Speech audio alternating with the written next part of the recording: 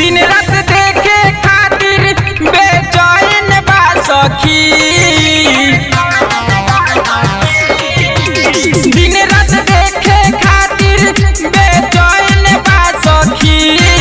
हमर सैया एगो लवंडा, हमर सैया एगो लवंडा के ढोरी के फैन बा सखी। हमर रजऊ एगो लवंडा के ढोरी के फैन बा सखी। दिन रात देखे खातिर बेचैन बा सखी। दिन रात देखे खातिर बेचैन बा सखी। हम बलमू एगो लवंडा, हम रजऊ एगो लवंडा के ढोरी के फैन बा सखी।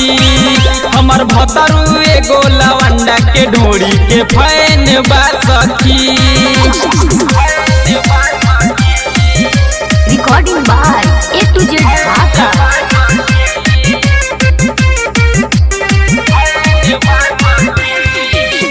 पहिले जे जनती बनाच के दीवाना, कबो न बनती हम उनकर जनाना। पहिले जे जनती बनाच के दीवाना, कबो न बनती हम उनकर जनाना। झुमक के देखेला ढोरी पहले इसके न बा सखी।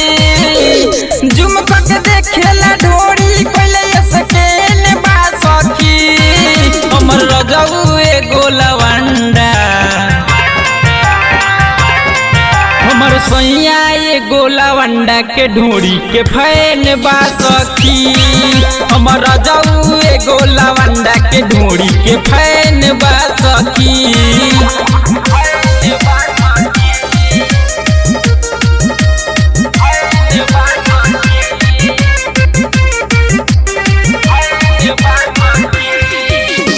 रोज रोज राजा जी ही करे जाले भेंट हो। हम है ओरिजिनल वो डुप्लीकेट हो।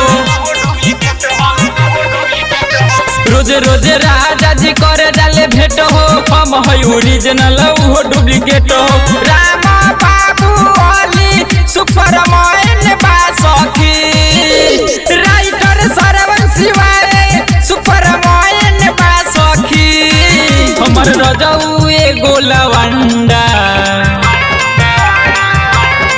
हमर भतरू एगो लवंडा के ढोरी के फैन बा सखी।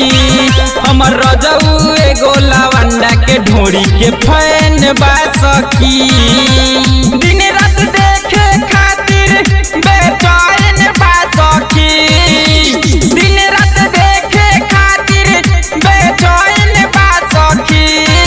हम बलमू एगो लवंडा, हमर रजऊ एगो लवंडा के ढोरी के फैन बा सखी।